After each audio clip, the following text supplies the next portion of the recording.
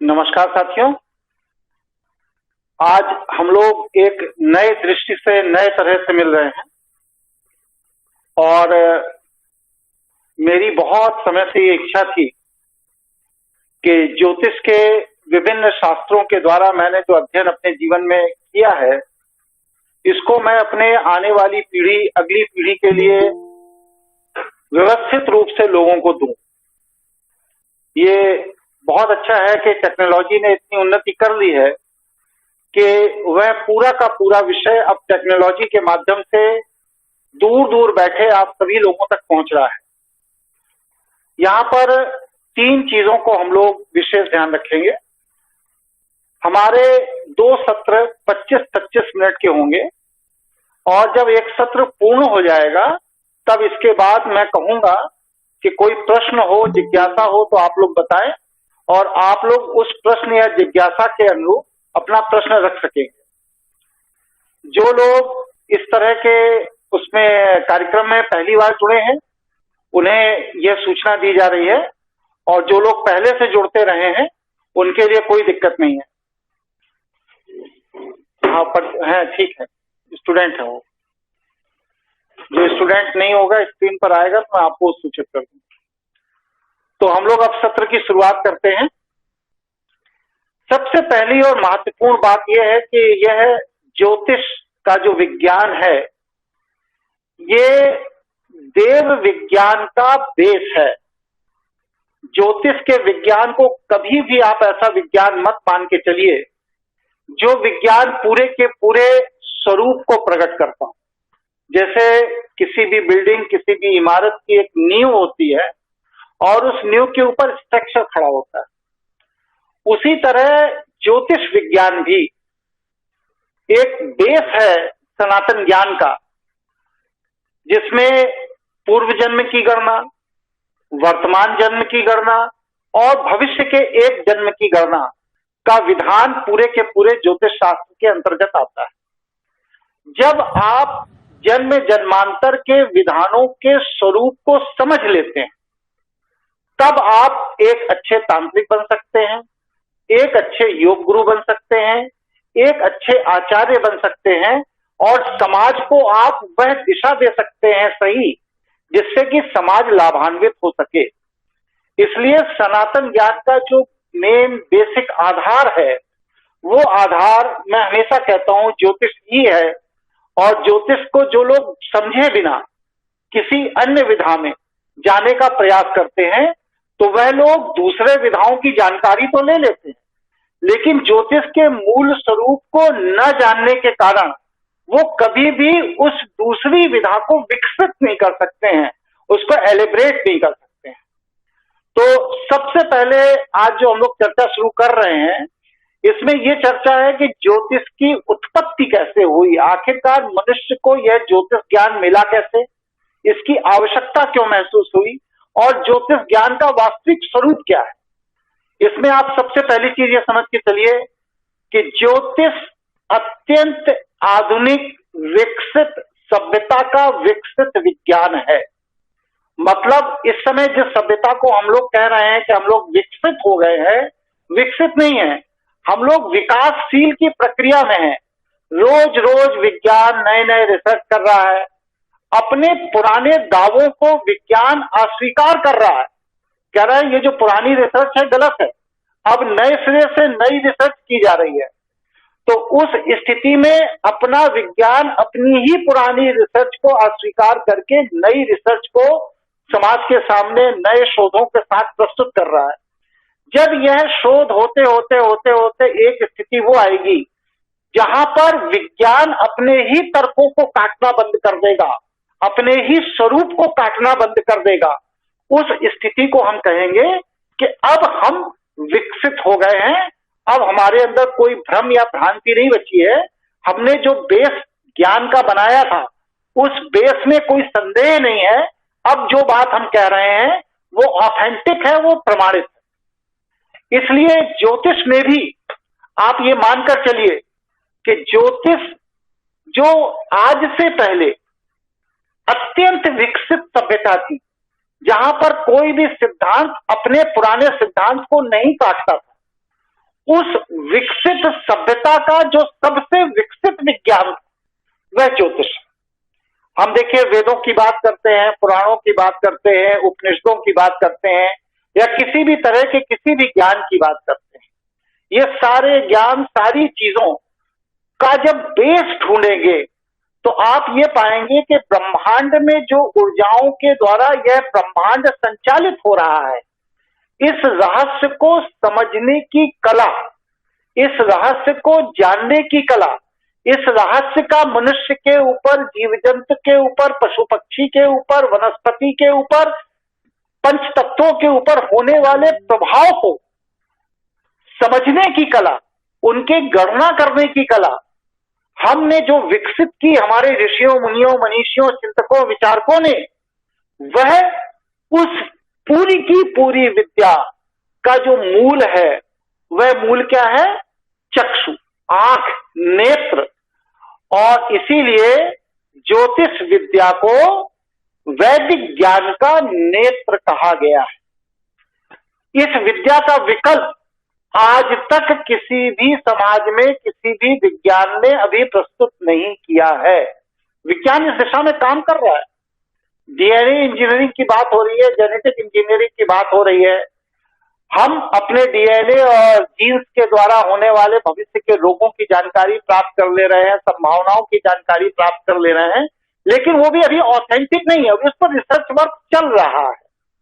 लेकिन ज्योतिष विद्या एक ऐसी विद्या है जिसके द्वारा हम वर्तमान जन्म ही नहीं, अपने पूर्व जन्म का भी विश्लेषण कर सकते हैं और अपने होने वाले जन्म का भी विश्लेषण कर सकते हैं, क्योंकि हमारा जो ब्रह्मांड है, यूनिवर्स है, इसके पैरेलल कई यूनिवर्स चलते हैं जहां पर काल की गति अलग अलग गति से चलती है। इसलिए हमको ईश्वर ने वह दिव्य शक्ति दी है कि हम ज्योतिष विद्या की मदद से अपने उस ब्रह्मांडीय ऊर्जा, उस पैरेलल यूनिवर्स की ऊर्जा को समझ सकते हैं, जान सकते हैं, बूझ सकते हैं, और उसके द्वारा हम अपने वर्तमान जीवन को समझने के साथ साथ इसी ज्योतिष विद्या के माध्यम से पूर्व के जीवन को भी समझ सकते हैं और भविष्य के जीवन को भी समझ सकते हैं।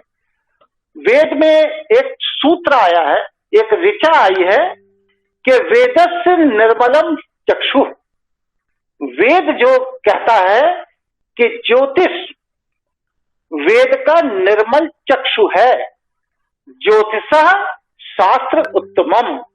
ज्योतिष का ये जो शास्त्र है यह सभी शास्त्रों में सबसे उत्तम शास्त्र है।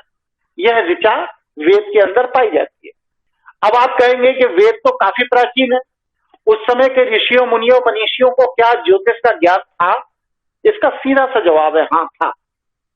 क्योंकि वेद का जब आप अध्ययन करते हैं तो वेदों में यह पता चलता है कि जो 12 चंद्र माह के एक वर्ष हुआ करता था, उसकी गणना का सिद्धांत वेदों में दिया गया कि 12 महीने चंद्रमा, अमावस्या से पूर्णिमा और पूर्णिमा से फिर अमावस्या तक का जो चक्र है एक माह का, उस तरह के जब 12 चक्र पूर्ण कर लेता था चंद्रमा, तब एक चंद्रवर्ष पूर्ण होता था। यह गणना वेदों में दी गई। इसी तरह 7 ग्रहों का जो मूवमेंट है, उनकी गति क्या है, वह किस तरह से पृथ्वी के चक्कर लगाते हैं, कब बारगी होते हैं, कब वक्री होते हैं, इसके सिद्धांतों की विवेचना भी वेदों के वैदिक ऋषियों को जानकारी थी, वो इसे जानते थे। इसके अलावा 27 नक्षत्र, जिनको बात को स्थूल ज्योतिष जिन्होंने डेवलप की, यूनान के विद्वानों ने, वराहमिहिर का इसमें बहुत बड़ा योगदान है, जिन्होंने राशि में ज्योतिष को परिवर्तित किया, क्योंकि हमारे यहाँ ज्योतिष की गणना जो होती है ये मूल गणना नक्षत्रों में ही होती है, जो सटीक है। क्यों? क्योंकि राशि 12 है और नक्षत्र 27 है। राशि माने मोहल्ला और नक्षत्र माने स्पेसिफिक मकान, और नक्षत्र का चरण माने है उस मकान के कौन से फ्लोर पर। इस तरह से आप समझिए। तो हमने अब जो याददाश्त की कमी के कारण, अभ्यास की कमी के कारण या मुगल और अंग्रेज आक्रांताओं के दबाव में 800 साल जो ज्योतिष पर कोई शोध कार्य नहीं हो सका, इस कारण से स्थूल ज्योतिष को जब विकसित किया तो उसमें यूनान की राशि ज्योतिष को महत्व दिया जाना शुरू हो गया, क्योंकि वह 12 है। लेकिन उन्हीं 12 राशियों में जो 27 नक्षत्र हैं, अगर आप वैदिक सनातन ज्योतिष की बात करेंगे तो ये राशि आधारित नहीं है, ये नक्षत्र आधारित ज्योतिष है। इसी तरह अन्य खगोलीय घटनाएं जैसे ग्रहण कब पड़ेगा, सूर्य ग्रहण कब पड़ेगा, ये सारी चीजों का जानकारी हमारे वैदिक ऋषियों को थी। अरायण, सूर्य कब उत्तरायण होगा, कब दक्षिणायन होगा, चंद्रमा कब उत्तरायण होगा, कब दक्षिणायन होगा, अन्य ग्रह का अरायण कब बदलेगा, इन सारे तथ्यों की सारी जानकारी हमारे वैदिक ऋषियों को थी। वैदिक ऋषियों को सूर्य, चंद्र, ग्रह, तारे, इनकी गति का अच्छा ज्ञान था।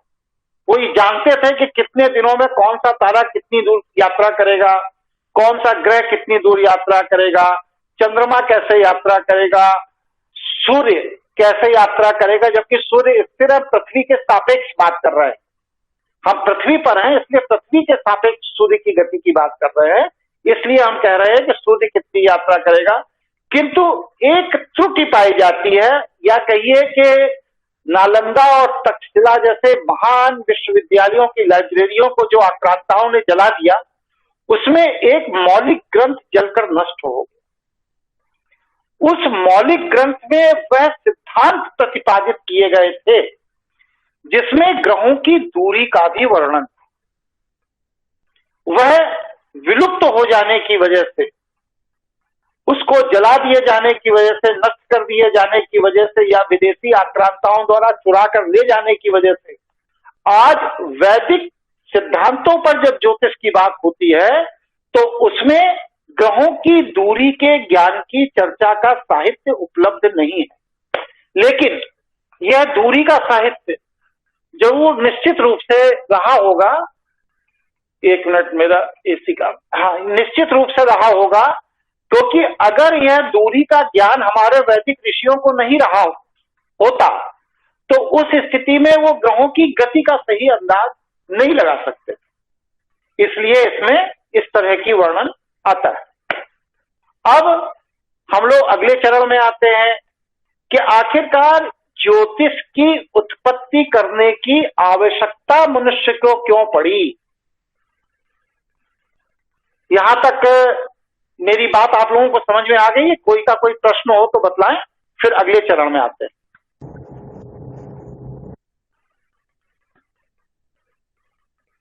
गुरुजी, चरण स्पष्ट जी, मेरा एक प्रश्न है। हाँ, कि जो नक्षत्र आधारित आपने बताया कि यानी एक तो ये माना जाए कि यूनान की जो बताई हुई ज्योतिष शास्त्र आज तक ज्यादातर प्रेडिक्ट करते हैं लोग, और दूसरा कि क्या अभी ऐसा आधार मौजूद है हमारे पास कि हम अपना जो वैदिक ज्योतिष है उसी को सीख सके। हाँ बिल्कुल है, मैं उसी को सिखाऊंगा। मैं जो सिखाऊंगा वो उसी को सिखाऊंगा। जबकि विश्वविद्यालयों में जो सिखाया जाता है वो यूनान आधारित ज्योतिष सिखाई जाती है, या जो ज्योतिष के दूसरे आचार्य सिखाते हैं वो यूनानी ज्योतिष पद्धति, वराह मिहिर जो थे ये यूनान से ज्योतिष सीख कर आए थे। और वराह मिहिर ने ही ये जो कुतुब मीनार जिसे आप कहते हैं, ये वराह मिहिर की ही वैधशाला थी। यहाँ से वो ज्योतिष के पूरे विश्वविद्यालय को चलाया करते थे। इसीलिए देखिए, कुतुब मीनार के पास जो गांव है, जो मोहल्ला है, उसको आज भी कहते हैं महरौली, मतलब वराह मिहिर, मिहिर की औली मतलब रहने का स्थान। जैसे देवालय होता है, विद्यालय होता है, विश्वविद्यालय होता है, तो आलय माने वह क्षेत्र, और औली, औली माने विशिष्ट व्यक्ति के रहने का स्थान। जैसे हम लोग कहते हैं आजकल कि फला विशिष्ट व्यक्ति की कोठी फला जगह, तो कोठी का जो प्राचीन स्वरूप है उसे औली कहते हैं। इसीलिए आज भी कुतुब मीनार के पास का जो मोहल्ला है जहां पर कभी वराह मिहिर रहा करते थे, उसको महरौली क्षेत्र आज भी कहा जाता है। तो हम आपको यूनानी पद्धति भी पूरी बताएंगे और साथ में आपको अपनी सनातन वैदिक पद्धति के साथ और उसको कोलैबोरेट करके बतलाएंगे, जिससे कि आपको दोनों पद्धतियों की बारीकियों की जानकारी हो और दोनों पद्धतियों को समझने में आपको सुविधा हो। और कोई प्रश्न हो ना हो तो आगे बढ़ा जाए। जी गुरुजी, चल जी, देखिए, मनुष्य को ज्योतिष की खोज करनी पड़ी अज्ञात भय के कारण। एक मैं सत्र लेना चाह रहा था, लेकिन उस दिन टेक्नोलॉजी की कुछ प्रॉब्लम आ गई थी। भय की ऊर्जा, इस पर सत्र लेना चाह रहा था, जो मैं निकट भविष्य में ले लूंगा। भय जो है ये ईश्वर का गॉड गिफ्ट है। भय व्यक्ति की जीवनी ऊर्जा को बढ़ाता है। भय का जो सदुपयोग जब किया जाता है तो व्यक्ति ईश्वर के रहस्यों को जानने लगता है, और जब व्यक्ति को भयभीत कर दिया जाता है, मतलब भय के द्वारा नहीं, भयभीत कर दिया जाता है, तो उससे जीवनी ऊर्जा घटती है।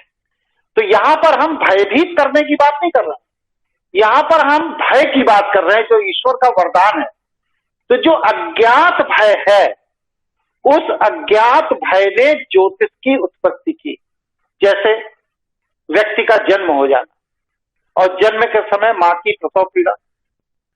अब उस प्रसव पीड़ा में वह मां मरेगी, बचेगी, बच्चे का जन्म होगा नहीं होगा, मरा बच्चा पैदा होगा, अपाहिज होगा, विकलांग होगा, या स्वस्थ होगा, समृद्ध होगा, बच्चे का प्रारब्ध और भाग्य कैसा होगा, उस बच्चे के जन्म लेने के बाद परिवार के लोगों को उसका लाभ मिलेगा या नहीं मिलेगा, यह जितनी भी कल्पनाएं हैं जो व्यक्ति के जिज्ञासा, व्यक्ति के भय से जुड़ी हुई है, ये सारी की सारी चीजों ने व्यक्ति को प्रसव ज्योतिष की उत्पत्ति का आधार बनाया। अतः जो विद्वान जन होते थे वो गर्भ धारण करते ही ज्योतिषी प्रश्न कुंडली बनाता था, और वो पूरी की पूरी भविष्यवाणी कर देता था कि ये बच्चा जो गर्भ में पल रहा है ये कैसा होगा, क्या होगा, किस तरह की दिव्य आत्मा है, और इसका जब जन्म होगा तो परिवार की समृद्धि बढ़ेगी या उसका दुख होगा, तकलीफ होगी, जो भी कुछ है वो सारा का सारा वर्णन वो कर देता था। इसी तरह व्यक्ति की मृत्यु जो अनिश्चित थी, कभी भी हो जाती थी, आज भी हो जाती है, तो व्यक्ति कब तक जिंदा रहेगा, जिंदा रहेगा तो स्वस्थ रहेगा या अस्वस्थ रहेगा, व्यक्ति अपने जीवन में अपने उद्देश्य को पूरा कर पाएगा या उससे पहले ही धरती छोड़कर चला जाएगा। इस तरह के जितने भी प्रश्न इस मनुष्य के मानव मस्तिष्क के अंदर उमड़ते थे, उस अज्ञात भय के ज्ञान को प्राप्त करने के लिए ज्योतिष की संरचना की गई, ज्योतिष विज्ञान की खोज की गई। इसी तरह स्वप्न, क्योंकि स्वप्न जो है ये ईश्वर के द्वारा भेजा गया निर्देश है, ईश्वर के द्वारा भेजा गया आदेश है।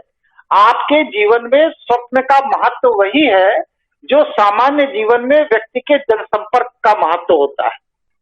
जैसे आप जनसंपर्क के द्वारा ये जानते हैं कि ये व्यक्ति हमें मदद करेगा, ये व्यक्ति हमारी मदद नहीं करेगा, ये व्यक्ति हमें लाभ देगा, ये व्यक्ति हमारा नुकसान कर सकता है, उसी तरह देव ऊर्जाएं या ईश्वरीय ऊर्जाएं आपके लिए कितनी मददगार हैं, कब आपको कष्ट देंगी, कब आपको सहयोग देंगी, कब आपको उनके अनुरूप काम करना है, कब आपको रुक जाना है, ये सारे के सारे इंडिकेशन हम लोगों को स्वप्न में देव ऊर्जाएं देती रहती हैं। तो स्वप्न के ऊपर स्वप्न विज्ञान विकसित हुआ, ज्योतिष की विधा है।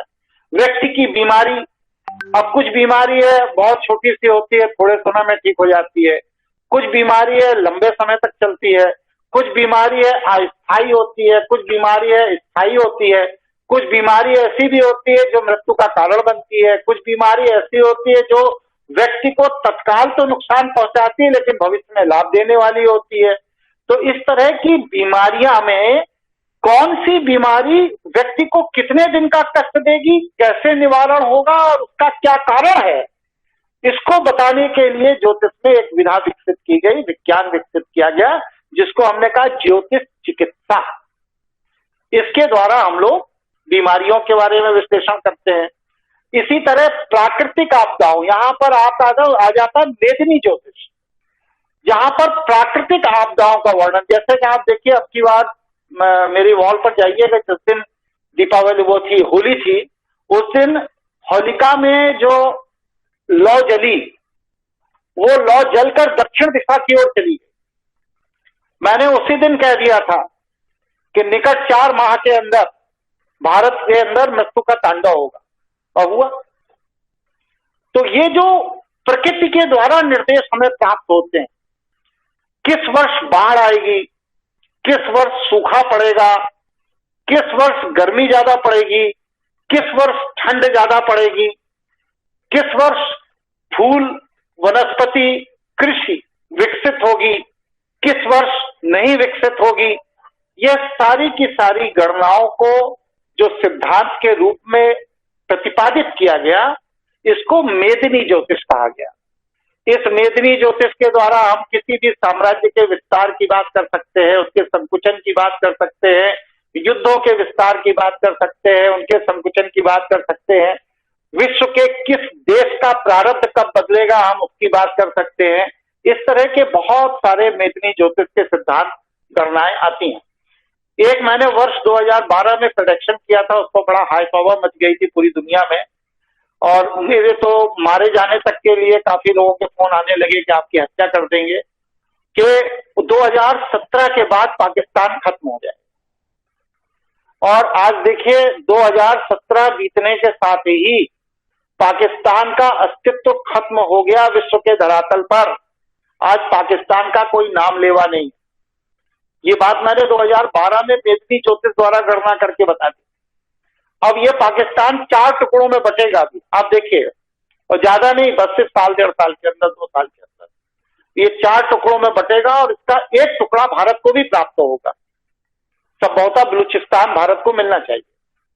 तो ये जो रूप है, ये जो स्वरूप है, ये जो गणनाएं हैं, ये सारी की सारी चीजें मेदिनी ज्योतिष से की जाती। अभी भी जो आजकल हो रहा है, प्रकृति की आपदाएं निरंतर एक के बाद एक आती चली जा रही हैं, ये सब भी मेदिनी ज्योतिष के द्वारा जानी जा सकती हैं। तो ये सारी की सारी घटनाएं कभी किसी दौर में मनुष्य को भयभीत करती थी, लेकिन भयभीत से निकलकर व्यक्ति जब भय की तरफ बढ़ा, उसने भयभीत होने के कारणों को समझना शुरू किया और उनको नक्षत्रों के, ग्रहों के मूवमेंट से जोड़ना जब शुरू किया, तो उससे ज्योतिष की उत्पत्ति हुई, उससे सामान्य ज्योतिष की उत्पत्ति हुई, उससे वनस्पति ज्योतिष की उत्पत्ति हुई, उससे पशु ज्योतिष की उत्पत्ति हुई, उससे सामुद्रिक ज्योतिष की उत्पत्ति हुई, उससे वास्तु ज्योतिष की उत्पत्ति हुई। हर तरह के ज्योतिष, जो 64 कलाएं हैं, ज्योतिष की 64 विधाएं हैं, इन 64 विधाओं की उत्पत्ति इसी विधि से, इसी कारण से हुई कि मनुष्य ने भयभीत होने की जगह उस भय के उत्पत्ति के कारण को ढूंढना शुरू कर दिया। और जब भय के उत्पत्ति का कारण ढूंढा और उसको ग्रह नक्षत्रों की गति से जोड़कर देखना शुरू किया, उस पर डाटा इकट्ठा करना शुरू किया, तो उससे ज्योतिष की उत्पत्ति हुई। यह अज्ञात भय, क्या होगा, अब क्या होगा, ये जो अज्ञात भय है, इससे मुक्त करने के लिए मानवता को, मनुष्य को इस अज्ञात भय से मुक्त करने के लिए हमारे ऋषियों, मुनियों, मनीषियों ने ज्योतिष की खोज की, ज्योतिष विद्या की खोज की। इसीलिए कहते हैं कि ज्योतिष विद्या की उत्पत्ति अज्ञात भय से हुई, लेकिन भय को विलुप्त करने के लिए। इसी अज्ञात भय ने मनुष्य को प्रकृति को समझने का मौका दिया। अगर ये अज्ञात भय ना होता तो मनुष्य को क्या गरज पड़ी थी कि वो ग्रहों की गति को समझता, नक्षत्रों की गति को समझता, ब्रह्मांड के रहस्यों को समझता, प्रकृति के रहस्यों को समझता, प्रकृति के रहस्यों को ब्रह्मांड की ऊर्जा, ब्रह्मांड की गति से जोड़ करके सिद्धांतों की स्थापना करता, गणित की स्थापना करता, शास्त्रों की स्थापना करता। क्या जरूरत? लेकिन ये सब कुछ इसलिए क्योंकि जो भय था, उस भय का कारण ढूंढना था और उसका निदान ढूंढना था। तो इस तरह अज्ञात भय ने मनुष्य को ज्योतिष की खोज करने के लिए बाध्य कर दिया। इसी अज्ञात भय ने मनुष्य को ईश्वर की खोज करने के लिए बाध्य कर दिया। अगर मनुष्य भयभीत ना होता, उसके दिमाग में कोई अज्ञात भय ना होता, तो उसे ईश्वर की भी क्या जरूरत थी। लेकिन वह विपत्ति थी, वह समस्याओं का समाधान चाहता था, वह अपने मन की शांति चाहता था, होने वाली घटनाओं का क्रम समझना चाहता था, उसमें ईश्वरीय ऊर्जाओं का क्या योगदान है ये जानना चाहता था। इसलिए मनुष्य ने ईश्वर की खोज की, ईश्वर के सिद्धांतों की खोज की और ईश्वर के कार्यशैली की खोज की। इस तरह हम कह सकते हैं कि अज्ञात भय के द्वारा ज्योतिष, तंत्र, साधना पद्धति, आयुर्वेद आदि जैसे गूढ़ विज्ञानों की खोज हुई, सनातन विज्ञानों की खोज हुई। इसी अज्ञात भय ने मनुष्य को संवेदनशील बनाया, इतना संवेदनशील बनाया कि कुछ विशेषज्ञों ने इस पर महारत हासिल की। उन्होंने प्रकृति से संवाद करना शुरू कर दिया। हमारे ऐसे न जाने कितने ऋषि मुनि, महात्मा, चिंतक, मनीषी हुए जो अग्नि के साथ वार्ता करते थे, जल के साथ वार्ता करते थे, वायु के साथ वार्ता करते थे, आकाश तत्व के साथ वार्ता करते थे, पृथ्वी के साथ वार्ता करते थे, वनस्पति के साथ वार्ता करते थे, जीव जंतुओं के साथ वार्ता करते थे, पशु पक्षियों के साथ वार्ता करते थे। तो ये जो विद्वान लोग हुए, ये क्यों विद्वान हुए? आज हम इन्हें विद्वान क्यों कहते हैं? क्योंकि इन्होंने अपने अंदर अपनी संवेदनशीलता को उस स्तर तक विकसित कर लिया कि उन्होंने भय के मूल अज्ञात कारणों को खोजने के लिए अपने संवेदनशील मानसिक तरंगों से विभिन्न प्रकृति के सिद्धांतों, प्रकृति के लोगों से वार्ता करके ईश्वरीय सिद्धांतों का अवलोकन किया, ईश्वरीय सिद्धांतों को समझा, जाना। तो मतलब यह जो अज्ञात भय है, इसने मनुष्य को प्रकृति के साथ जुड़ने का अवसर प्रदान किया। मनुष्य ने देखा कि सूर्य नियमित रूप से एक निश्चित दिशा में उगता है और एक निश्चित दिशा में जाकर अस्त हो जाता है। इसी तरह 15 दिन के अंतराल पर चंद्रमा एकदम विलुप्त हो जाता, गायब हो जाता, अमावस्या हो जाती।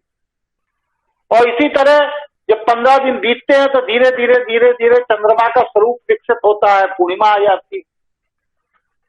एक निश्चित अंतराल के बाद गर्मी पड़ने लगती है, बरसात होने लगती है, जाड़ा पड़ने लगता है, बसंत आ जाती है। तो ये जो सारा का सारा स्वरूप, ये जो सारी की सारी रचना, ये जो सारी की सारी गणना, ये सारी चीजों ने मनुष्य को ये बताया, ये इंडिकेट किया कि प्रकृति अनर्गल नहीं चलती है। प्रकृति के चलने के अपने एक सिद्धांत है, एक अपना तरीका है, और प्रकृति उन्हीं सिद्धांतों, उन्हीं तरीकों से चलती है। इसीलिए निश्चित समय पर गर्मी पड़ती है, उसके तुरंत बाद बरसात होती है, और बरसात होने के बाद बाढ़ आती है। ये प्रकृति की व्यवस्था है। और बाढ़ का पानी जब बह जाता है, समुद्र में चला जाता है, तो ठंड पड़ने लगती है, और ठंड के बाद फिर गर्मी शुरू हो जाती है। तो ये चक्र कभी उल्टा सीधा नहीं होता। ऐसा नहीं है कि कभी गर्मी पड़ रही, गर्मी के बाद बिना बरसात के जाड़ा पड़ने लगे, या जाड़े के बाद बिना गर्मी के बरसात होने लगे, ऐसा नहीं होता।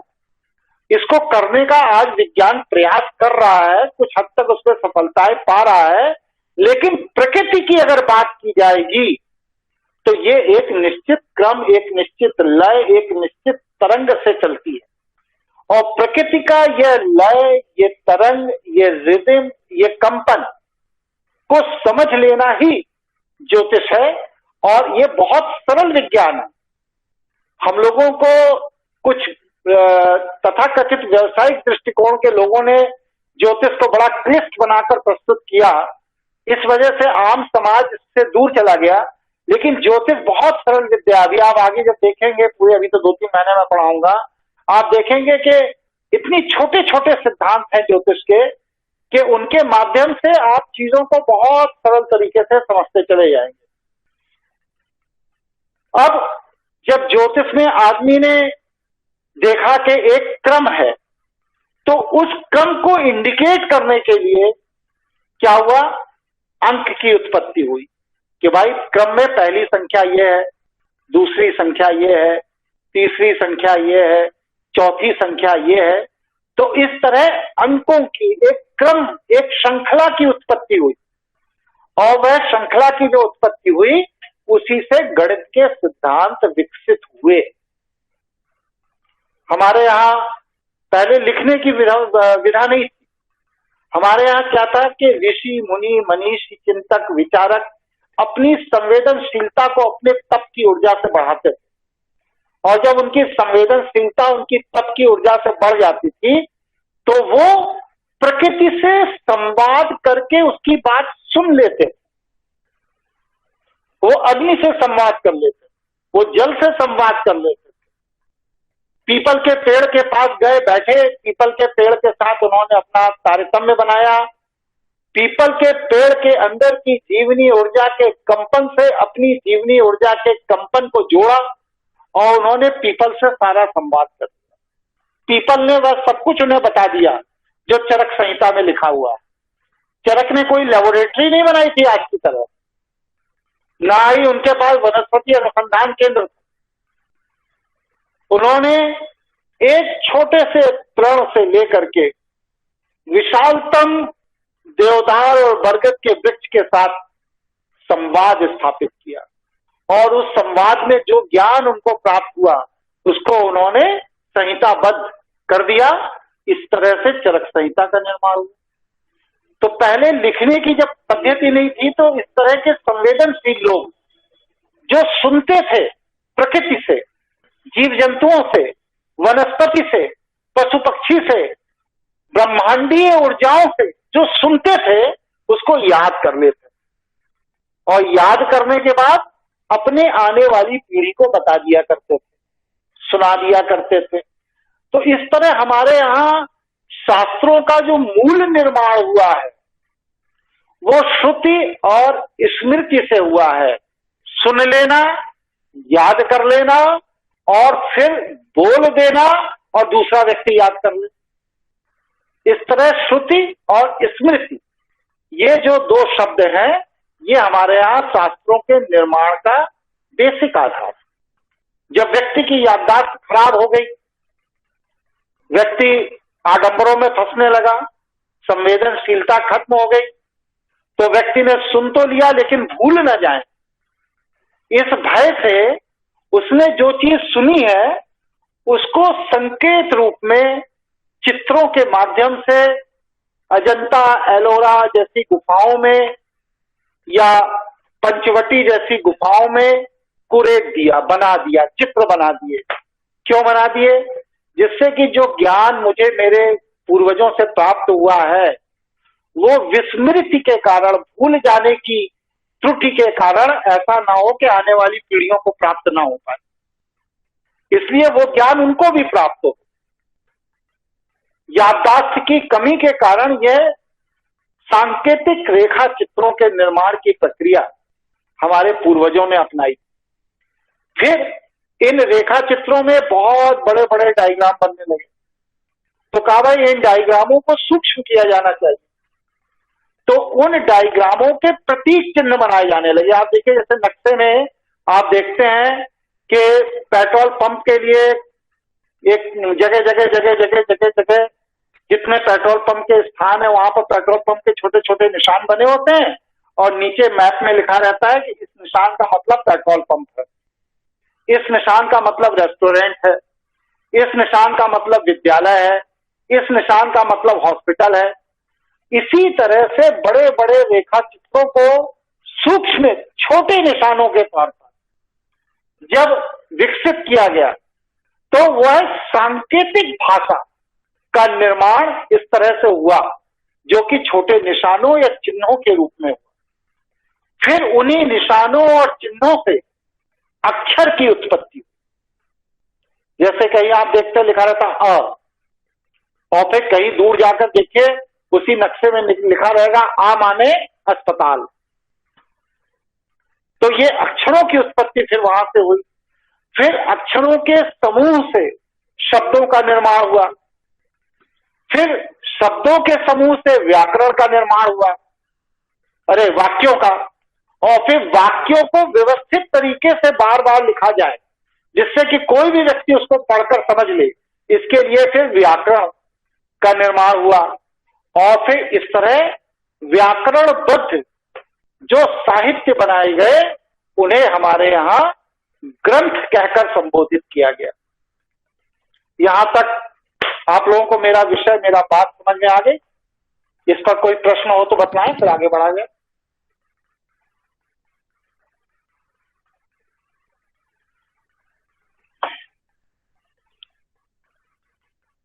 गुरुजी मेरा एक सवाल था इसमें, बताइए। जो विद्या अभी जैसे हम जिस पर डिस्कस कर रहे हैं, बातचीत कर रहे हैं, तो ये मतलब ब्रह्मांड में हमेशा रहती है और व्यक्ति अपनी शक्तियों के हिसाब से उसको इकट्ठा कर लेता है और फिर लिपिबद्ध करता है, या व्यक्ति के जब पृथ्वी पे पहली बार आता है तब उसके पास ये सारा ज्ञान होता है? किस तरीके से वो इस ज्ञान को इकट्ठा कर पाता है?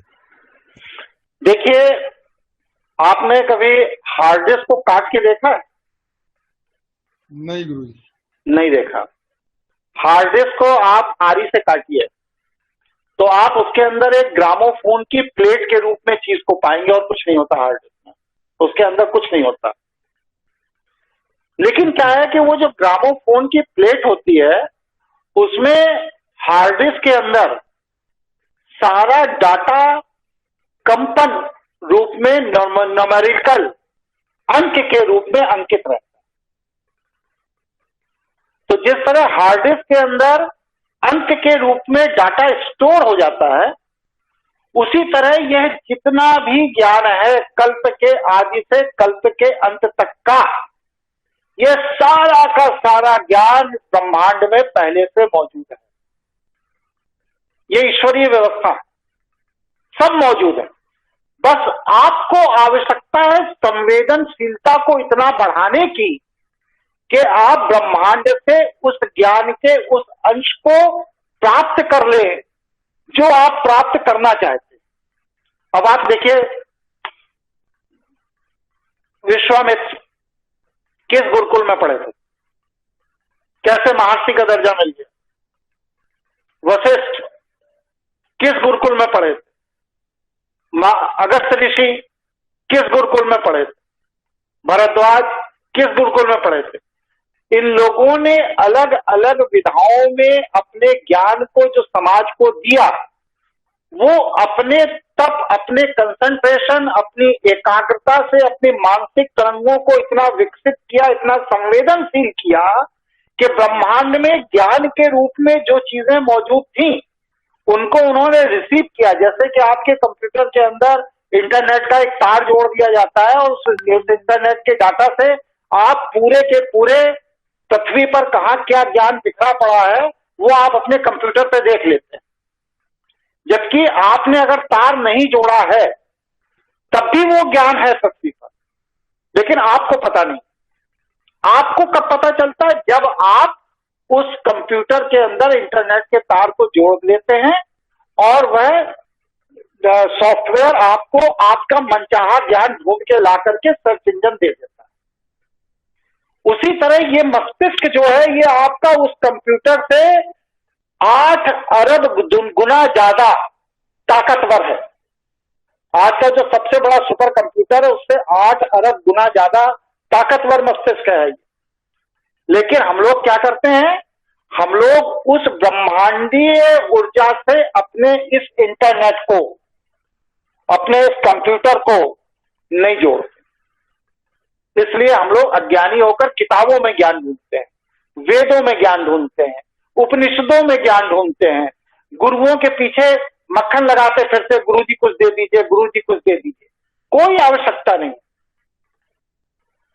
गुरु का रोल बस सिर्फ इतना है कि वह आपको सही पद्धति से आपकी मानसिक तरंगों को विकसित करने की विधा बताए और आपको संवेदनशील कैसे बने इसका ज्ञान दे और यदि इसमें कोई मानसिक ऊर्जा में त्रुटि आपके मस्तिष्क के अंदर हो रही है तो वह अपने जीवनी ऊर्जा की शक्ति से आपकी उस त्रुटि को रिपेयर कर दे, उसको ठीक कर दे, जिससे कि आप ब्रह्मांडीय ऊर्जा से जुड़ जाए। जैसे कि एक मिस्त्री कंप्यूटर का होता है, वो आकर के हार्डवेयर सॉफ्टवेयर में कुछ सुधार कर देता है और आपका कंप्यूटर इंटरनेट से जुड़ जाता है, सर्च इंजन से जुड़ जाता है। गुरु का रोल बस सिर्फ इतना। तो ये जो ज्ञान है ये अनादि है, अनंत है, सदैव से पृथ्वी पर था, सदैव रहेगा। जब भविष्य पुराण का लेखन किया गया तो माया प्रजाति के लोगों ने किया, जिनको मय ब्राह्मण कहा गया। तो मय ब्राह्मणों ने जब भविष्य का पुराण का लेखन किया तो उसमें बताया कि भारत की जमीन पर मलेच्छ, असुर या धर्म को हानि पहुंचाने वाले लोग आएंगे, आक्रमण करेंगे, मंदिरों को तोड़ देंगे, गुरुकुलों को नष्ट कर देंगे, सारी धर्म व्यवस्था तहस नहस कर देंगे, ग्रंथों को जला देंगे, सब कर देंगे। तो उस समय के विद्वान इसको लेकर चिंतित हुए।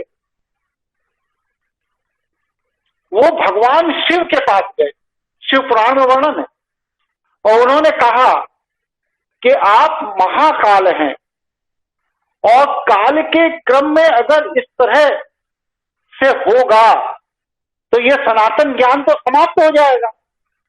भगवान शिव ने कहा नहीं, सनातन ज्ञान अनादि है, काल के आरंभ से काल के अंत तक रहेगा, बस संवेदनशील लोग समाप्त होंगे। और उसमें भी जिनका आहार विहार विचार संस्कार शुद्ध होगा वह इष्ट और गुरु की कृपा से, दो शब्द प्रयोग किए हैं, एक इष्ट दूसरा गुरु की कृपा से अपने संवेदनशीलता को पुनः विकसित करके ब्रह्मांड से उस ज्ञान को पुनः प्राप्त कर लेगा, जो ज्ञान आपको लग रहा है कि शास्त्रों के जल जाने से, विलुप्त हो जाने से नष्ट हो जाए। मतलब ज्ञान हमेशा से, अनादिकाल से अनादिकाल तक तरंग के रूप में पूरे के पूरे ब्रह्मांड में विद्यमान है। बस आपको आवश्यकता है संवेदनशील बनकर अपनी मानसिक तरंगों से अपने रुचि के क्षेत्र में जाकर के वहां के तरंगों से ज्ञान को प्राप्त करने की। वह जिनकी मानसिक क्षमता नहीं होती इतनी विकसित, वो लोग क्या करते हैं कि वो लोग शास्त्र को प्रमाण मान लेते हैं, वो लोग गुरु को प्रमाण मान लेते हैं, वो लोग परंपराओं को प्रमाण मान लेते हैं, वो लोग धर्म को प्रमाण मान लेते हैं। इसलिए मान लेते हैं क्योंकि वो ये मान लेते हैं कि मेरी मानसिक क्षमता नहीं है कि मैं इतना अपने को विकसित कर सकूं। और उसमें कुछ धर्म और गुरु के नाम पर दुकान चलाने वाले लोगों को और हतोत्साहित करते हैं, जिससे कि उनके धर्म की और गुरु की दुकान चलती रहे। वो उन्हें विकसित नहीं होने देना चाहते, गलत पद्धतियां बताते हैं, गलत परंपराएं बताते हैं, जिस वजह से उनका मानसिक स्तर और नीचे गिर जाता है। लेकिन ज्ञान इस ब्रह्मांड में अनादि है और अनादिकाल तक रहेगा।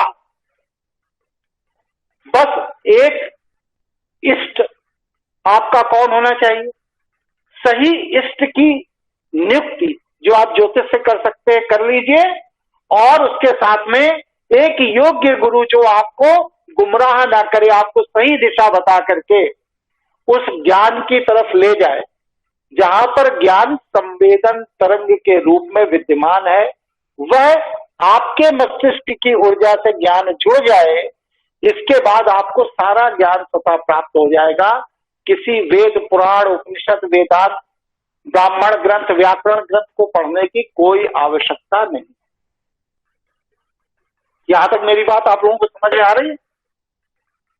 जी गुरु जी। और कोई साथी कुछ पूछना चाहते हो?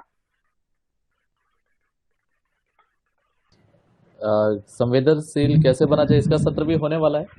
इसी क्रम में ये ज्योतिष का पूरा क्रम जो मैं बताऊंगा पढ़ाऊंगा, जी तो जी बहुत कुछ, ये ब्रह्मास्मि क्रिया योग, अब आप समझ लीजिए, जी सारे के सारे योग पद्धति का मूल है ब्रह्मास्मि क्रिया योग। 28 साल रिसर्च किया है मैंने इस पर, और 28 साल रिसर्च करने के बाद मैंने ब्रह्मास्मि क्रिया योग, जो आदि गुरु शंकराचार्य ने जिन सिद्धांतों के द्वारा योग परंपरा के द्वारा परकाया प्रवेश, काल गमन यात्रा और तंत्र की वह विधाएं जी जिनसे लोगों को चमत्कृत कर दिया, हीरे मोती जवाहरात सोना चांदी की वर्षा इस ब्रह्मांड से कर दी जैसे पानी बरसता। तो ये ब्रह्मास्मि क्रिया योग, ये सारे विज्ञान का आधार है। लेकिन जैसे पहले बच्चे को एक और वित्तन पढ़ाया जाता है, फिर अक्षर की फिर स्पेलिंग बताई जाती है, फिर उसके बाद उसको जी। व्याकरण बताया जाता है, तो ये बौद्धिक विकास का एक क्रम है। आप ये सोचे कि मैं अब ज्योतिष छोड़ के तंत्र सीख लूं, जल्दी से तंत्र छोड़ के ब्रह्मास्मि क्रिया योग सीख लूं, ये नहीं होगा। अगर आपको वास्तव में सफल बनना है तो धैर्य रखिए, अपनी अपनी मानसिक क्षमता को विकसित करिए, और मेरे सानिध्य में रहकर अगर इस पृथ्वी पर 10 व्यक्ति भी योग में सिद्ध हो गए तो मैं ये समझ लूंगा कि मेरे जीवन की 40-42 साल की जो तपस्या है वह सफल हो गई, और मैंने समाज को वो दे दिया जो मेरे पास। बस सिर्फ 10 व्यक्ति मुझे चाहिए, 11वां चाहिए भी। जी तो यह 10 व्यक्ति के अंदर वह धैर्य, वह सामर्थ्य, वह संवेदना, वह मानसिक शक्ति विकसित हो, इसके लिए सबसे पहले ज्योतिष, फिर तंत्र, तंत्र के बाद फिर ब्रह्मास्मि क्रिया, ये पूरा चक्र है। और जब आप इसको कर लेंगे तो आप देखेंगे कि जीवन में बहुत कुछ ऐसा घटित होगा आपके कि आप कल्पना नहीं कर सकते कि यार ये चीजें इतनी सरल हैं और मैं कर ही नहीं पा रहा, समझ ही नहीं पा रहा। तो चीजें बहुत सरल हैं, लेकिन हमारे ऋषियों ने, मुनियों ने, मनीषियों ने जो ज्ञान अपने शिष्यों को गुरु शिष्य परंपरा में दिया, शास्त्रों में लिख कर दिया, सब तरह से दिया, उसको पिछले 800 साल में मुगलों के आक्रमण के द्वारा, फ्रेंच के आक्रमण के द्वारा, डच के आक्रमण के द्वारा, पुर्तगालियों के आक्रमण के द्वारा, यहूदियों के आक्रमण के द्वारा, मुसलमानों के आक्रमण के द्वारा, ईसाइयों के आक्रमण के द्वारा विलुप्त कर दिया गया, खोद कर जमीन के अंदर गाड़ दिया गया। उस ज्ञान को पुनः हम अपने सनातन समाज के सामने लाना चाहते हैं, जिससे भारत फिर से विश्व गुरु बने। आखिर वह क्या था भारत के पास जिससे भारत विश्व गुरु था, और अब क्या चीज हमारे पास नहीं है जो हम पूरी दुनिया में कटोरा लेकर भीख मांगते फिरते हैं? वो क्या चीज विलुप्त हो गई, क्या चीज गायब हो गई?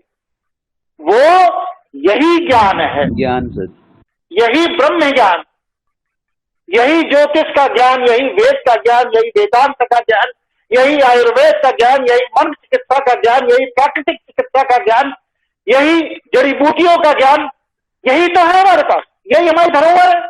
पूरी दुनिया हमारे पास किस ज्ञान को लेने के लिए आती थी? चारवाक ने आकर के चारवाक से संस्कृति को बिगाड़ना शुरू किया 2500 साल पहले, बौद्ध के काल से। उसके पहले तक पूरी दुनिया में हम विश्व गुरु थे। तो वो जो पिछले 2500 सालों में पतन शुरू हुआ, होते होते पिछले 800 साल में पूरे के पूरे ज्ञान ग्रंथों को जलाकर नष्ट कर दिया गया। मेरी चेष्टा बस सिर्फ इतनी है कि आप सब लोग उसको पुनः जाने, समझे, उसको विकसित करें और अपने को ऐसा संवेदनशील बनाए, अपने को इतना योग्य बनाए कि प्रकृति फिर आपको विश्व गुरु बनने के लिए अवसर प्रदान करे। भारत के वह 10 लोग इस पूरी की पूरी दुनिया को दिशा दे। पूरी की पूरी दुनिया में जो इस समय हथियार और नशीले पदार्थों से दुनिया को नियंत्रित किया जा रहा है, ड्रग्स से दुनिया को नियंत्रित किया जा रहा है, ये सारा का सारा खेल बस सिर्फ एक मानसिक क्लिक से बंद हो सकता है, एक मानसिक क्लिक से। मेरे गुरुजी पंडित हंसराज शर्मा जी, जिनसे मैंने ये विद्याएं, ये चीजें सीखी थी, उन्होंने मिसाइल का बटन ऑन कर दिया था रुसिया, बस ये अपने मानसिक तरंग, जबकि वो भारत में। तो वह चीजें आप देखेंगे। एक मेरे शिष्य है राहुल जी, उनको मैं आग्रह करूंगा जुड़ेंगे अगली बार कल परसों में, जब भी आप देखेंगे कि चीजें कैसे बंद होती हैं, कैसे चलती हैं, कैसे इंटरनेट फेल कर जाता है, कैसे सैटेलाइट फेल कर जाती है, चीजें कैसे बनती बिगड़ती हैं। ये जो बनता बिगड़ता जैसा शब्द है ना, ये अचानक नहीं है, दुर्घटनाएं नहीं है। जिस दिन चीन ने अपना उपग्रह भेजा, सुन लीजिए बहुत कठोर शब्द है, जिस दिन चीन ने अपना उपग्रह भेजा और उस उपग्रह की चित्र के साथ आज से 4 महीने पहले भारत के अंदर जलती हुई चिताओं की फोटो उसी मैगजीन के फ्रंट कवर पे छापी, और ये अहंकार का दंभ भरा कि देखिए मैं विज्ञान में सैटेलाइट छोड़ रहा हूं और भारत हमारा पड़ोसी देश चिताएं जला रहा है। उसी दिन उसी समय बद्रीनाथ के एक संत ने संकल्प लिया, और फिर आप पूरी दुनिया को पता है कि वो सैटेलाइट फेल कर गई और आकर पृथ्वी में आकर गिरी। कहां गिरी मालूम है आप लोगों को? कहां गिरी बताइए? नहीं मालूम? खोजिएगा। भारत के चरणों में आकर गिरी, मालदीव के निकट आकर। तो ये क्या है? मानसिक ऊर्जाओं, मानसिक तरंगों का खेल है। जितना समय चुटकी बजाने में लगता है, बस सिर्फ इतने समय में बड़ी बड़ी योजनाएं, बड़ी बड़ी प्लानिंगें बदल जाती हैं, नष्ट हो जाती हैं, स्वरूप बदल जाता है। लेकिन वो ज्ञान विकसित करना पड़ेगा, वो संवेदनशीलता विकसित करनी पड़ेगी, वो मानसिक तरंगें विकसित करनी पड़ेंगी। आप लोग में से मात्र 10 व्यक्ति अगर जिस विज्ञान को मैं बताना समझाना चाहता हूं समझ लें, अकेला राहुल द्विवेदी, अकेला एक आदमी कोरोना के आक्रांताओं को ठंडा कर दिया। 40 दिन के अनुष्ठान में उसने खत्म कर दिया सब कुछ। तो यह मानसिक तरंगों का। जब चीन ने भारत पर आक्रमण किया, भारत के राजनीतिज्ञों के हाथ पांव फूल गए, तो झांसी के पास एक जगह है दतिया, वहां जाइए देखिए, वहां पर एक शिवलिंग है, पांडव काल का शिवलिंग है। अर्जुन ने उस पर वो किया था, प्राण प्रतिष्ठा की थी उसकी। उस पर दतिया के जो उस समय के पीठासीन महंत थे, उन्होंने अनुष्ठान स्थापित किया, और जिस दिन पूर्ण आहुति दी, उसी दिन चीन बिना किसी शर्त के अपने सेना को लेकर वापस चला। तो ये मानसिक तरंगों की दुनिया है, मानसिक तरंगों का खेल है। पूरी दुनिया में जो सबसे बड़ा रहस्य आज तक आपसे छिपाया गया है, वो बस सिर्फ और बस सिर्फ मानसिक तरंगों का उपयोग कैसे किया जाए, इस ज्ञान को आपसे छिपाया गया। आपको डॉक्टर बनने भेज दिया गया, आपको वकील बनने भेज दिया गया, आपको पुलिस ऑफिसर बनने भेज दिया गया। विद्यालय में चलते चलते कंधे में बैग लादे लादे गांठे पड़ गए, विश्वविद्यालयों के चक्कर लगाते लगाते जूते गिर गए, और इसके बाद भी 2 वक्त की रोटी नसीब नहीं हुई। लेकिन जो ब्रह्म ज्ञान है, सनातन ज्ञान है, देव ज्ञान है, उसकी शिक्षा कहीं नहीं दी गई। यह ज्ञान यदि आप अंश रूप में भी प्राप्त कर लेते हैं, तो आप पूरी दुनिया के अंदर पूजे जाएंगे, जाने जाएंगे। बड़े बड़े मेरे साथी हैं मनीष जी, मर्म चिकित्सा के विशेषज्ञ हैं। किसी भी तरह का न्यूरो डिसऑर्डर किसी भी व्यक्ति को कहीं भी हो, 7 दिन के अंदर उसको खड़ा करके चला के घर भेज देते हैं। मैं अभी शाम को 6 बजे 5 बजे उन्हीं के पास गया था। मेरे एक मित्र थे, उनको स्पेंडोलाइटिस था, 1.5 साल से वो कोई काम नहीं कर पा रहे थे। 2 सिटिंग में उनका स्पेंडोलाइटिस ठीक कर दिया उन्होंने, घर भेज दिया। अब आप इसे क्या कहें? ब्रह्म ज्ञान नहीं तो क्या है ये? उन्होंने बस सिर्फ 3 नसों को 5 मिनट तक गाय के घी से रगड़ा, 3 नस शरीर की, 5 मिनट तक गाय के घी से रगड़ा, और 2 सिटिंग में वो व्यक्ति स्कूटर चला करके अपने घर वापस चला गया। जो व्यक्ति 1.5 साल से अपनी गर्दन नहीं हिला पाया। ऐसे ऐसे विद्वान लोग पढ़े।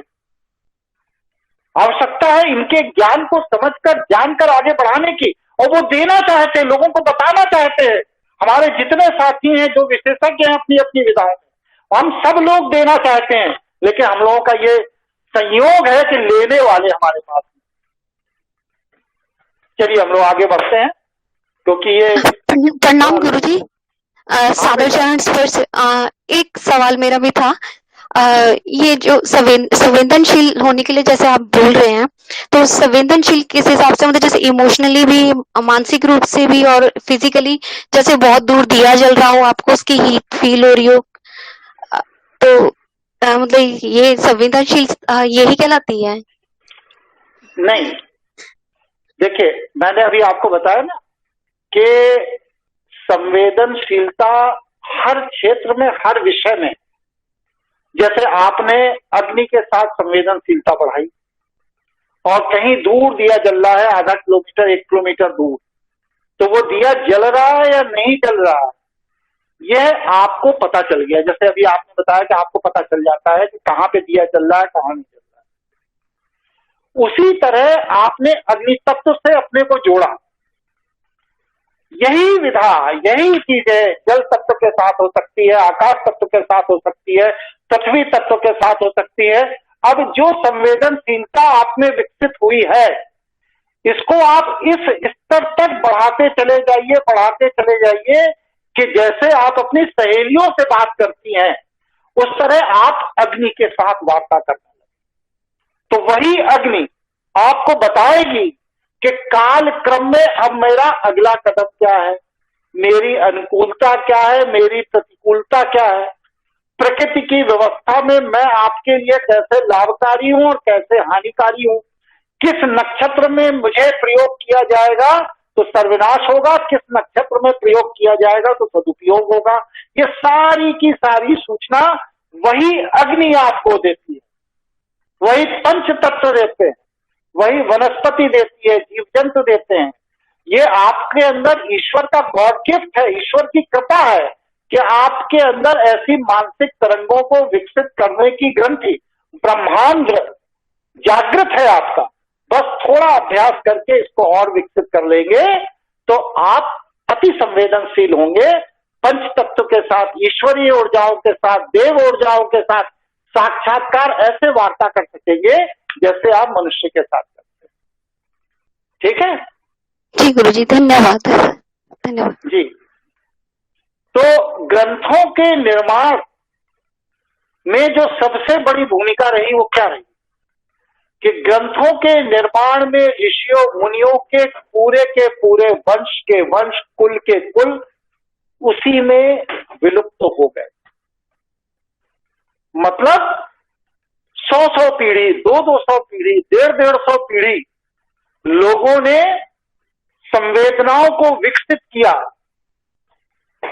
पंचतत्व से साक्षात्कार किया, वनस्पतियों से साक्षात्कार किया, जीव जंतुओं से साक्षात्कार किया और उनको लिपिबद्ध किया। इसीलिए हमारे यहाँ 1,80,000 तरह के ग्रंथ थे, 1,80,000 तरह के ग्रंथ, जिनको तक्षशिला और नालंदा जैसी जगहों पर आक्रांताओं ने जो उसमें आग लगाई तो 6-6 महीने, 8-8 महीने वो जलते रहे, और जो व्यक्ति उनको बचाने गया उसकी उन्होंने सर काट दिया। 22 लाख लोगों की हत्या कर दी गई तक्षशिला और नालंदा जैसे। अब आपका प्रश्न, बहुत स्वाभाविक प्रश्न ये खड़ा हो सकता है कि अगर सब मानसिक तरंगों का खेल है तो वह 22 लाख लोग मार डाले गए, ग्रंथ जला दिए गए, तो उस समय इसको रोकने के लिए मानसिक तरंगों का इस्तेमाल क्यों नहीं किया गया? यह बड़ा स्वाभाविक प्रश्न है। हमने भी इस पर बड़ा रिसर्च किया तो इसका जवाब मुझको मिला मेदिनी ज्योतिष। जैसे जीवन का चक्र जो 120 वर्ष 5 दिन का होता है, इसमें सूर्य की महादशा आती है, फिर चंद्रमा की महादशा आती है, फिर मंगल की महादशा आती है, फिर राहु की महादशा आती है, फिर बृहस्पति की महादशा आती है, फिर इसके बाद शनि की महादशा आती है, फिर बुध की आती है, केतु की आती है, शुक्र की आती है। जो क्रम है, इस क्रम में मनुष्य वही है, लेकिन महादशा के प्रभाव में मनुष्य कभी सात्विक हो जाता है, कभी नास्तिक हो जाता है, कभी देव ऊर्जाओं का सम्मान करता है, कभी देव ऊर्जाओं का विरोध करने लगता है। तो वह काल, जिस काल में इन आक्रांताओं ने भारत के ज्ञान को नष्ट किया, वह राहु काल था, मलेच्छ काल था। इसीलिए देखिए, जब राहु की महादशा किसी की कुंडली में चलती है तो उसका व्यक्तित्व मलिच्छेय हो जाता है। कैसे हो जाता है? मलिच्छेय मतलब वह अपने बड़े बड़े बाल रखने लगता है, अपने नाखूनों को बड़ा करने लगता है, बिना मंजन किए देर तक भ्रमण करता रहता है, खाने में भी उसको तीखी और मसालेदार चीजें पसंद आती। आज जो भारत के अंदर है, ये फिर राहु और शनि, इन दोनों का प्रभाव भारत में पिछले 1.5 वर्ष से चल रहा है।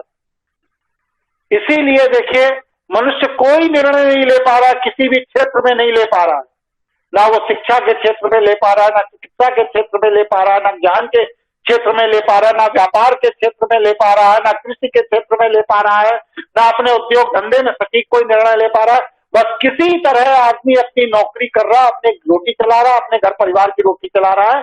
कोई निर्णय नहीं, कोई फ्यूचर नहीं, कोई भविष्य नहीं।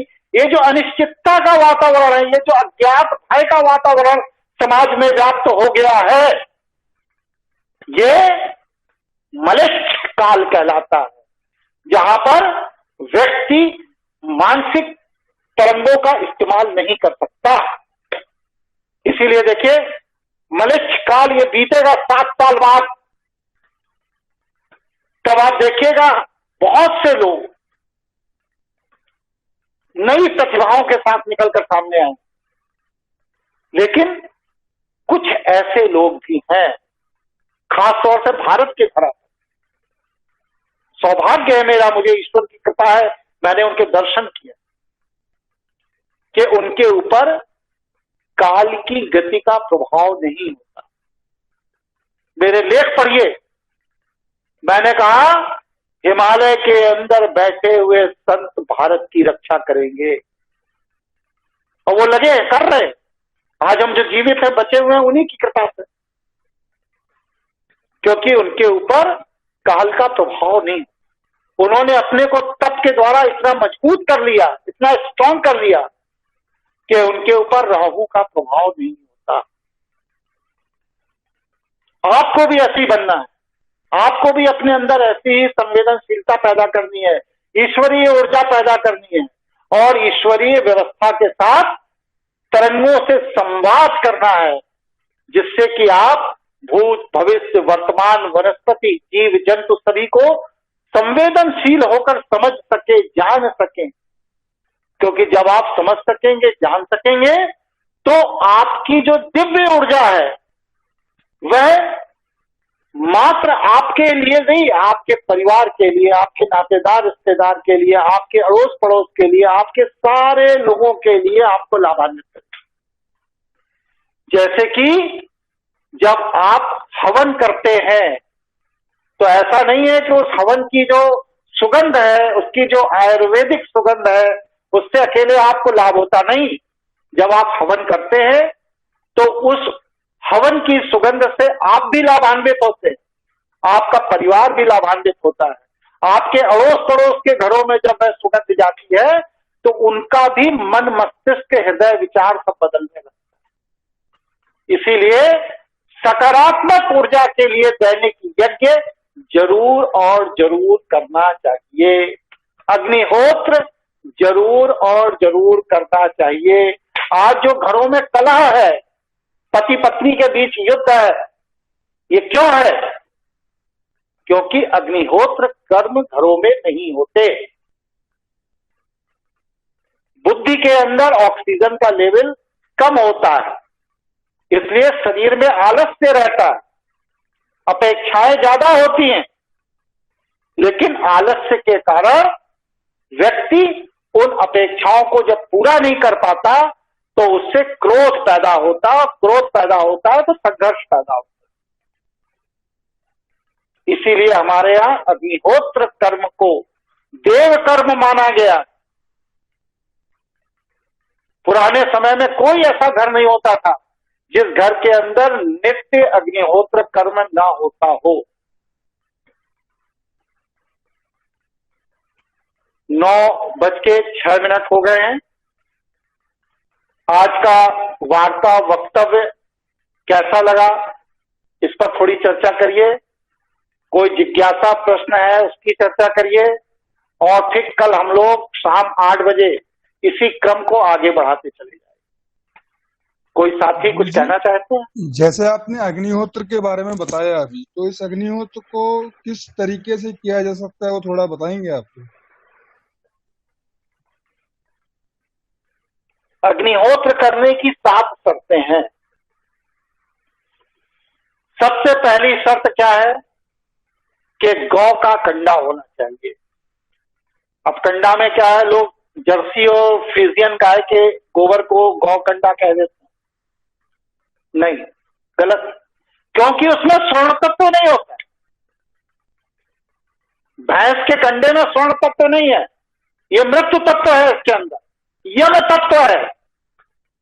भैंस के कंडे पर, फ्रीजियन के कंडे पर, जर्सी के कंडे पर यदि आप अग्निहोत्र कर्म करेंगे तो आपके परिवार में कोई ना कोई व्यक्ति रोगी रहेगा ही रहेगा। आप स्टाम्प पेपर ले आइए, मुझसे लिखवा कर ले जाइए।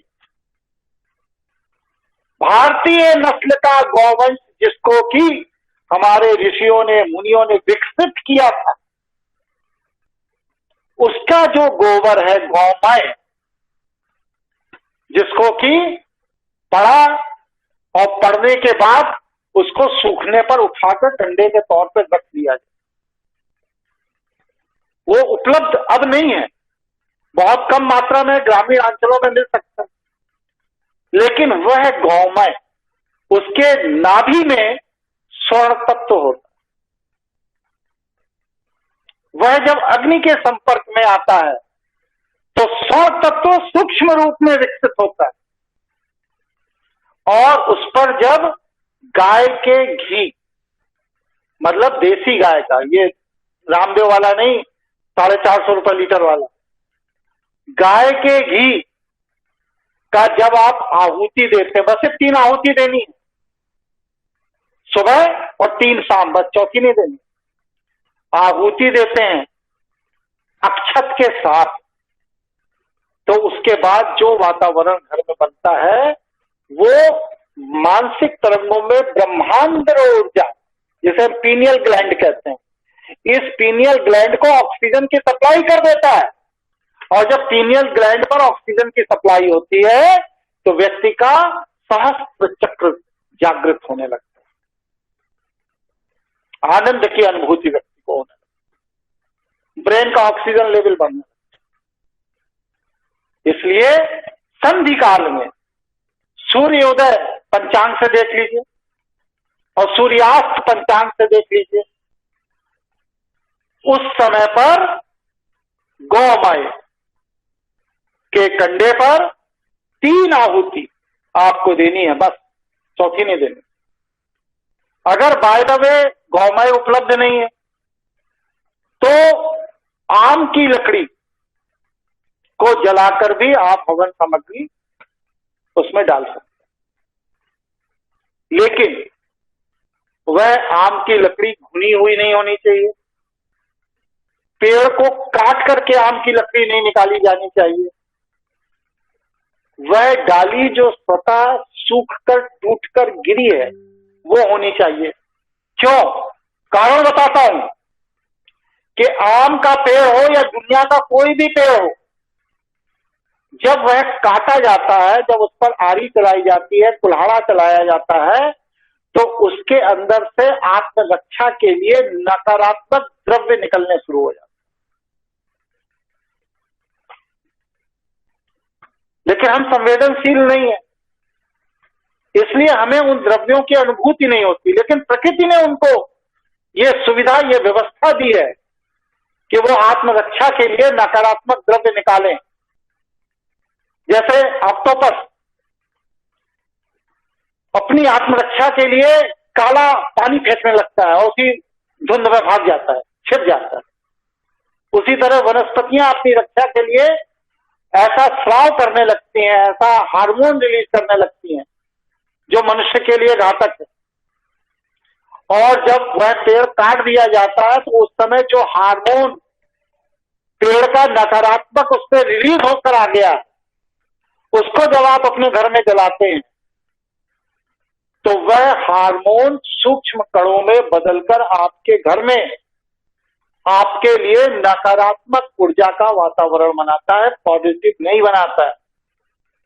इसीलिए देखिए कि बहुत बार यज्ञ हवन पूजन होने के बाद घरों में सफोकेशन होने लगता है, सांस लेने में दिक्कत होने लगती है, और लोग कहते हैं कि हवन कुंड के धुएं से दिक्कत हो रही, निकाल के बाहर रखो। अरे भैया, अगर उसको बाहर ही रखना था तो घर के अंदर हवन कराने की जरूरत क्या थी? तो ये जो सफोकेशन होता है, आनंद की जगह क्षोभ की अनुभूति होती है, दुख की अनुभूति होती है, आत्मग्लानि की अनुभूति होती है। ये बस सिर्फ इसलिए होती है क्योंकि उस वनस्पति जिसकी संविधा, जिसकी लकड़ी को बेस बना करके आपने यज्ञ किया, उसकी हत्या की गई थी, उसकी आयु पूर्ण नहीं हुई, उसको युवा अवस्था में वृक्ष को काट डाला और उसका अंश जला करके आप हवन कर। इसलिए अग्निहोत्र बहुत पवित्र प्रक्रिया है। ब्राह्मणों में अग्निहोत्री ब्राह्मण जो होते हैं, ये इसके विशेषज्ञ माने जाते हैं। इसीलिए जब कहीं यज्ञ होता था, पूजन होता था, कुछ होता था, तो अग्निहोत्री आचार्य बुलाए जाते थे। वह आचार्य अपने साथ अग्नि लेकर आते थे, एक संविधा लेकर आते थे, जो वैदिक पद्धति से निर्मित संविधा, मतलब लकड़ी। दो, अग्नि को जलाने के लिए वो मथनी द्वारा अग्नि को मंथन करते थे। ये नहीं कि आज माचिस की तरह जला दिया, लाइटर से जला दिया था, गलत है। अग्नि की उत्पत्ति जिस माध्यम से हुई है, अग्नि का स्वरूप वही होगा। अगर गंधक को रगड़ने के बाद अग्नि आपने पैदा की है, तो उस अग्नि से यदि आप हवन करेंगे, यज्ञ करेंगे, पूजन करेंगे, तो वह आपके मस्तिष्क में रगड़ ही पैदा करेगा, विरोध पैदा करेगा, घर्षण पैदा करेगा। इसलिए गंधक की रगड़ी हुई अग्नि जो माचिस से जला दिया जाता, दिया माचिस से जला दी, अगरबत्ती, गैस जला दिया, गैस में जाकर दिया लोग लगाकर जला देते हैं पूजा के लिए, पद्धति गलत है। इसीलिए हमारे घरों में अग्निहोत्र आचार्य अखंड दीप जलाते थे, जो पूजा स्थल पर जलते थे, और उन अखंड दीपों को मंथन द्वारा जलाया जाता था, और उस मंथन के बाद जो अखंड दीप जलता था, वह पीढ़ी दर पीढ़ी पूजा का स्रोत होता था। सारी की सारी अग्नि संबंधी औपचारिकताएं उसी अखंड दीप से की जाती। तो हमने क्या बताया? सबसे पहले संविधा, वो अग्नि शुद्ध होनी चाहिए, संविधा शुद्ध होनी चाहिए, हवन सामग्री शुद्ध होना चाहिए, अग्निकाल शुद्ध होना चाहिए। ये नहीं कि राहु काल में बैठ के यज्ञ करने लगे। और फिर आसन शुद्ध होना चाहिए। व्यक्ति और आचार्य, मतलब यजमान और आचार्य शुद्ध होने चाहिए। यह जब 7 चीजें शुद्ध होती हैं, तब अग्निहोत्र फलित होता है।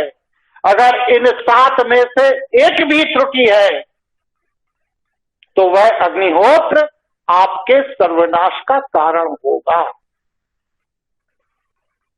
हम लोग अग्निहोत्र के नाम पर, हवन के नाम पर फॉर्मेलिटी करते हैं, ड्रामा करते हैं 400 अड़ोसी पड़ोसी रिश्तेदार नातेदार बुला लेते हैं, भैया हवन है हवन है हवन है।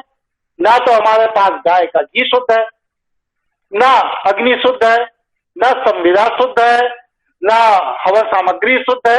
अरे काहे का हवन है भाई? चिंतन करिए, विचार करिए। समझ में आया सुशील जी आपको? जी आ गया समझ में गुरु जी। और कोई साथी कुछ जिज्ञासा कुछ पूछना चाहते हैं? जी गुरु जी, एक प्रश्न है। बोलिए बोलिए, एक आदमी कोई बोलिए। जी गुरु जी प्रणाम, मैं दामोदर बोल रहा हूँ। हाँ दामोदर जी बताइए। जी गुरु जी, मुझे एक प्रश्न था, ये यज्ञ करने के लिए शादीशुदा होना जरूरी है या नहीं? कहीं जरूरी नहीं जी। जल रही, कोई जरूरी नहीं। और कोई साथी? प्रणाम गुरु जी। गुरु जी इस प्रकार तो फिर यज्ञ तो हो ही नहीं पाएगा आजकल जिस तरह हम कर रहे हैं। नहीं, बिल्कुल हो सकता है, बिल्कुल हो सकता है। ये कहना तो एकदम गलत शब्द है कि हो ही नहीं पाएगा। हमें विधान नहीं मालूम है, इसलिए हमने उसके उपक्रम नहीं किए। जब हमें विधान पता चल जाएंगे तो हम उसके अनुसार उपक्रम करेंगे। क्या लोगों के घर में शुद्ध सात्विक शाकाहारी भोजन नहीं बनते? लेकिन किसी मांसाहारी, ये कौन की आवाज आ रही है? निकालो, उसको बाहर करो, डिस्टर्ब कर रहा है।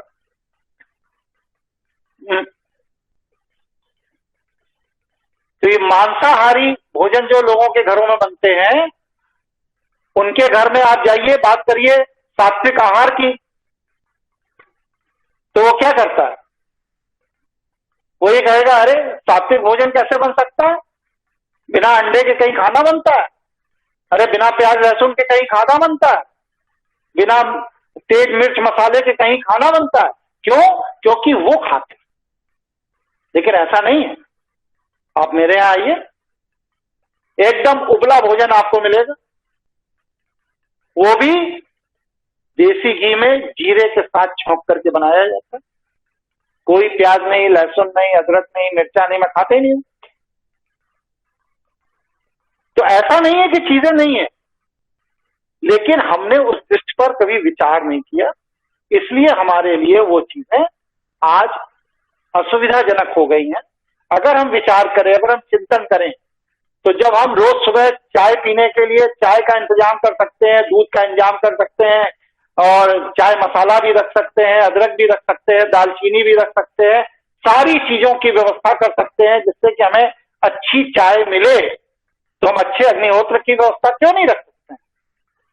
अगर चाहें तो हो सकता है। ठीक है, ठीक है, धन्यवाद सर। गुरुजी प्रणाम। एक मेरा प्रश्न है। हाँ बताइए। आपके दिए हुए सारे कंडीशन मेरे पास हैं, जो अग्निहोत्र के बारे में बताया। देसी गाय के उपले भी हैं, घी भी है, और पिरामिड का पात्र भी है जो तांबे का शुद्ध बना हुआ है। लेकिन ये माचिस जलाने की प्रक्रिया मुझे नहीं समझ में, तो वो जलाएंगे कैसे? तब आप कहें माचिस से नहीं जलाना है। इसके यहाँ अखंड दीप जल रहा हो जी, उसके यहाँ से आप अखंड दीप लाकर अपने यहाँ स्थापित करिए, और अगर अखंड दीप अग्निहोत्र आचार्य ने स्थापित कराया है, ये विशेष पूछ लीजिएगा। जी जी। तो उसको स्थापित करिए और उससे करिए, अब देखिए चमत्कार। तो इसके सिवा दूसरा ऑप्शन बताइए, क्योंकि अग्निहोत्र अखंड ये आप दैनिक मंथन कैसे करेंगे अग्नि का, बताइए जी। क्या पूछा आपने? दैनिक मंथन? दैनिक मंथन, अग्नि का मंथन मतलब कि अग्नि को अरड़े से रगड़ कर जो पैदा किया जाता है शास्त्र सम्मत तरीके से, वो आप कैसे करेंगे? वो नहीं कर पाएंगे ना, इसलिए अखंड दीप। अच्छा, इसीलिए तो उसी का तो जवाब दे रहा हूँ कि अखंड दीप जलाइए। अच्छा, तो ये पता करना पड़ेगा अखंड दीप कौन जलाता है, तो उससे मुझे लेना पड़ेगा। बिल्कुल, उसी से।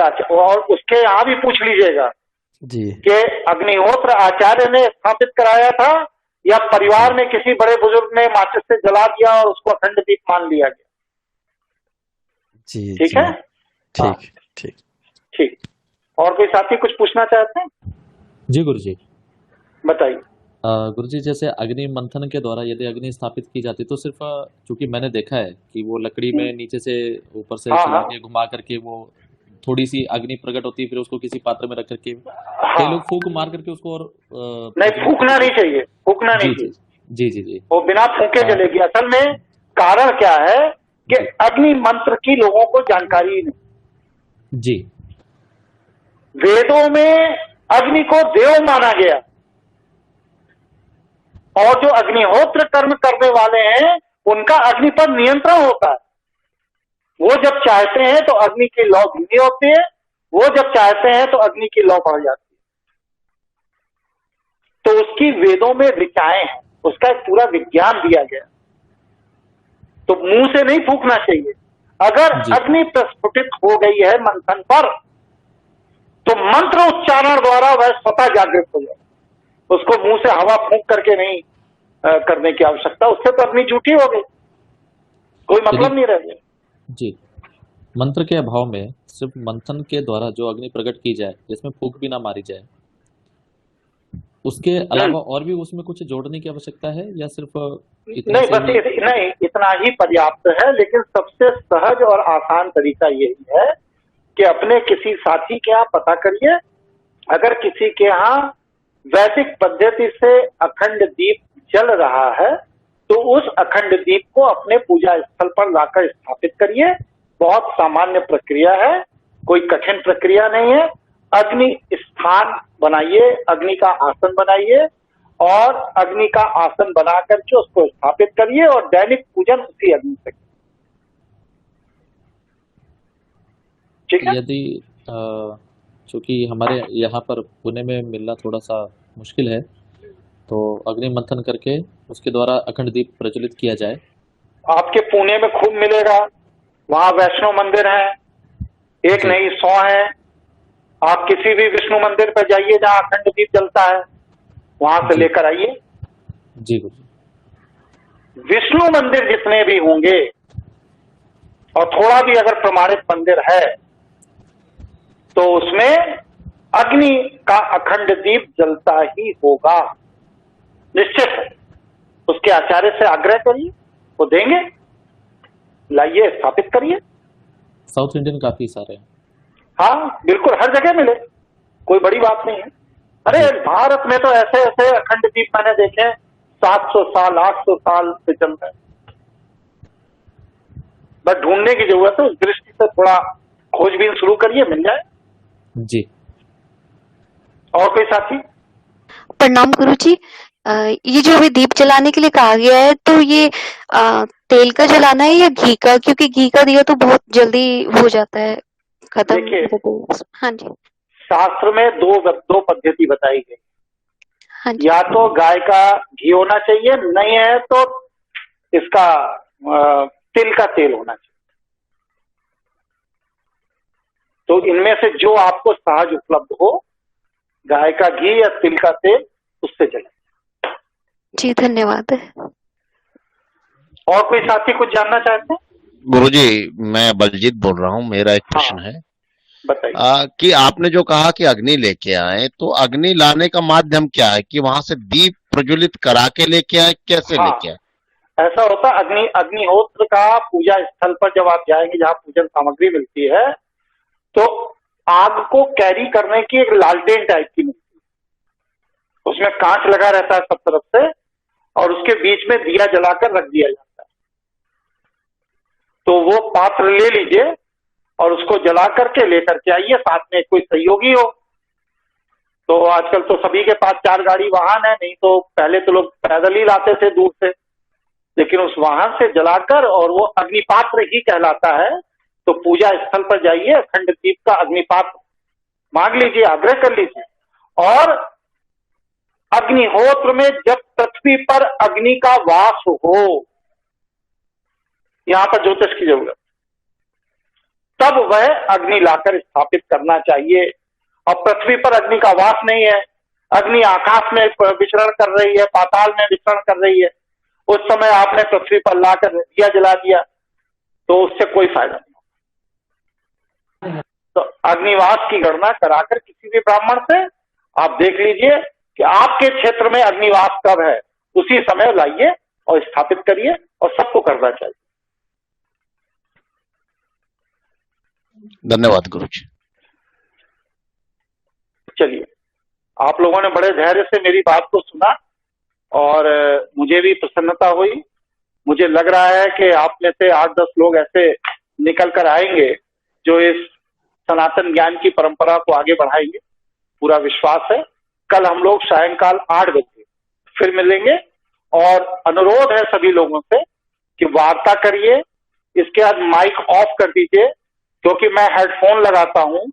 ऐसी स्थिति में जब कोई साथी माइक बिना बंद किए माइक खुला छोड़ देते हैं, तो उस स्थिति में जितनी भी वहां की आवाज, स्कूटर की आवाज, घंटी की आवाज, बच्चों के चीखने चिल्लाने की आवाज या जो भी आवाज होती है, वो मेरे कान में बहुत तेजी से गूंजती है, जिस वजह से मैं बाध्य हो जाता हूं उस व्यक्ति को स्टॉप करने के लिए, बाहर निकालने के लिए। इसलिए आप लोग इसका ध्यान रखिए, इस ज्ञान को प्राप्त करिए, आगे बढ़िए, इससे आप भी लाभान्वित होंगे। सभी साथियों को बहुत बहुत नमस्कार। नमस्कार। नमस्कार। चरण स्पर्श गुरु जी। नमस्कार गुरु जी। नमस्कार।